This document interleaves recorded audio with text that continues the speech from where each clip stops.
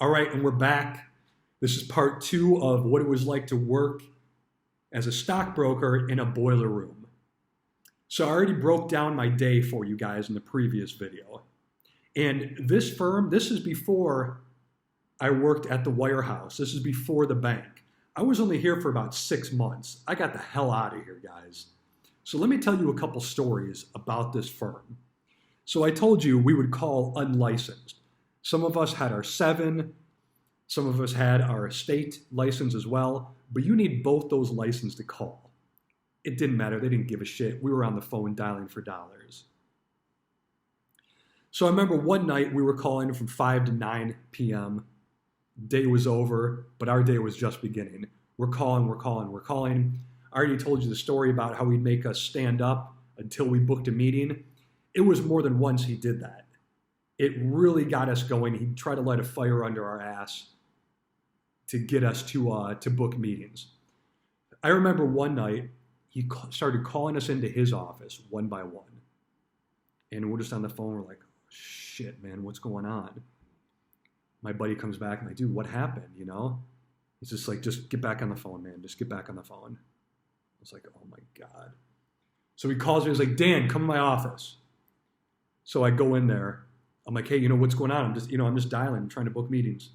And they call them discovery interviews. So trying to book a DI. And he'd be like, hey, so you haven't booked shit all week. What's going on? I need you to book something. I need you to get something on the books tonight or you can't go home. And I was like, yeah, but you can only call till 9. He's like, I don't care. You're calling all night till you book something. And if you don't, you're staying all day Saturday. You're staying 9 to 9 on Saturday. You're booking something. And I was like, oh my God. And just the stress that would build up. It was horrible. So I got back and I'm calling, and I don't think I booked anything that day.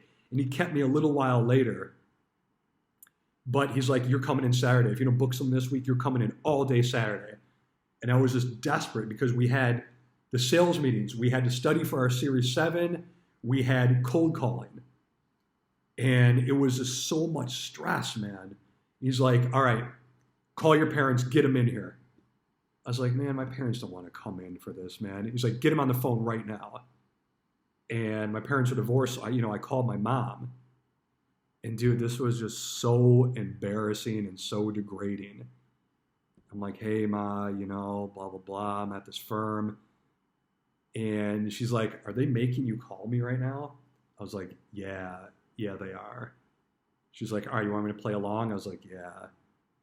And I was like, all right, blah, blah, blah. And I'm talking to her. I'm like, all right, my mom's going to come in. So can I go home now? She's like, all right, good job. Hey, everyone, Dan just booked a meeting. Good job. And I fucking went home, and I'm really just analyzing my life. Like, do I really want to be here? This is horrible. And it didn't stop there. The next day, he's like, hey, call your aunts and uncles. You said you have a big family. Call your friends. Get them all in here, man. Call your friends' parents. And I was like, fuck, this is so embarrassing. And that's what we had to do. Just call everybody we knew and book them for some bullshit financial planning. This was horrible, guys. And that's what we had to do. Some of them came in. Some of them were like, hey, Dan, I know you need our help, blah, blah. It's a tough job. They didn't invest. But it was just getting everyone in that we knew.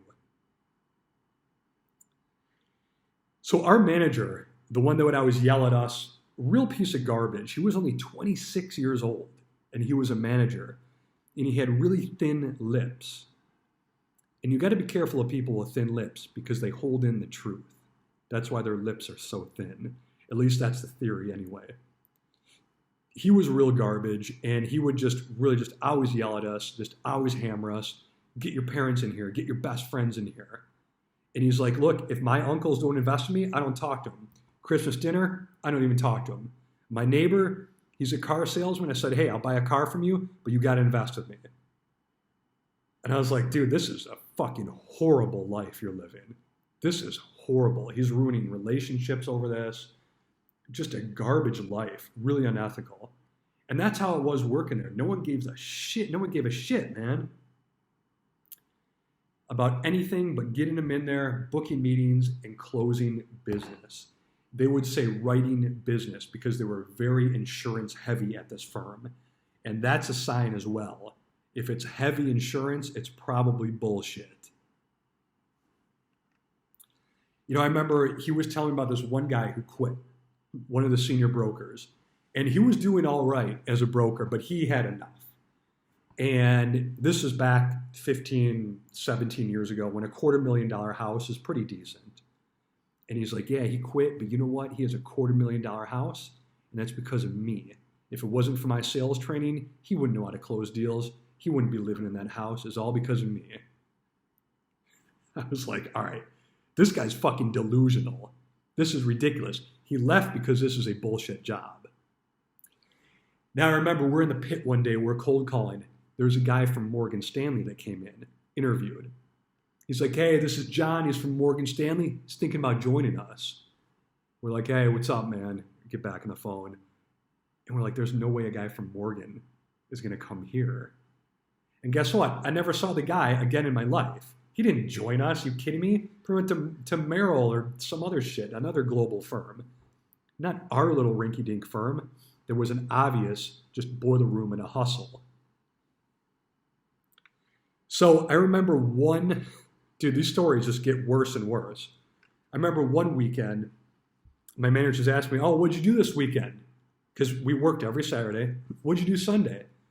Not much. I stayed home. I saw my family. My grandma had some of her friends over to play cards and just visited with my family and saw them, you know. It's like, did you tell your grandma's friends what you did for a living? It's like, not really. No, I didn't really mention it. He's like, you could have booked a meeting. Call them up. Get your family friends over here. Get them in here. You didn't tell them you could help them with their finances? I was like, dude, no, I didn't. He's like, all right, what I want you to do is I want you to come in Sunday and I want you to cold call. I was like, are you serious? He's like, you need to come in every day this week. We need to get serious here. He's like, you're going through a serious crisis here. You're not booking anything. I'm like, all right. So I came in on a Sunday, and he's like, when you come in, you call me. First thing you get here, 2 hours later, you call me again. He's like, I want you to stay for 5 hours cold calling. And you call me from my office number. Go into my office and call me so I can see the number on my caller ID. Fuck, all right. And by then, the stress is building up and building up and building up. So I'm in there calling. I call him, hey, man. I want to mention his name so bad, but I'm not. Hey, man, I'm here. He's like, all right, thanks. I'm glad you came in. I'm really glad you came in. So I did that. You know, I called him again 2 hours later, and I don't know if I booked anything or not. I don't remember. This was 17 years ago. But it was just 7 days a week. You're pretty much always on call. Now, I remember one Easter. It's like, hey, man, how was your Easter?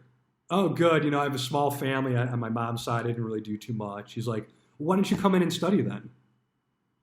I was like, what? He's like, you said you didn't do much. Why didn't you come in? Where's the dedication? Why didn't you come in on Easter and study for your Series 7? That's what I would have done. It's like, man, are you serious? He's like, yeah, you need to start coming in more Sundays and start studying. I'm like, okay, this is getting to a boiling point. I'm getting really close to quitting. So I want to go over a couple things we did here. What we would sell. When we got clients in, what we would sell them is three main things. A-share mutual funds, upfront fees, 3 to 5% right off the top, mutual funds. Bullshit mutual funds that wouldn't do anything, they wouldn't outpace the market. We'd get a huge cut from them, a huge kick. And the clients, they'd already be negative 5% just starting out. We'd sell those. We'd sell illiquid REITs. We'd sell REITs you would have to hold on to for 5 years before you sold them. All their money was tied up. And then we'd sell variable annuities with riders upon riders upon riders. 3% fees inside these annuities. These clients wouldn't make shit. The firm would make all the money. They wouldn't make anything, man. They had no idea how much they were paying in fees. The most horrible, illiquid investments ever. It was horrible, man. Just the most horrible investments. And I'm running close to 10 minutes here. I want to get to one more point here. And I could tell stories about this firm forever. And I would love to hear your experience if you were at a boiler room as well, or if you think you were at the same firm as I was. We were in the news for not good things. We were getting sued. We were getting all these claims against us, and we had a meeting. All right, all the rookies into the conference room, whichever, let's go. Hey, as you know, we've been in the news. Look, every financial firm gets sued, not just us. So if somebody says they saw our firm in the news or they saw us in the paper, this is when people still read the paper. Say, hey, every financial firm gets sued. There's always angry clients. It's not just us. These are just some angry clients. It happens to everyone. You can look up any big firm. They all get sued. It's not a big deal. You need to calm down your clients. You need to calm down these prospects on the phone. Everyone gets sued. Don't worry about it. And I was like, that's how you reply to that? That's how you respond to allegations of fraud?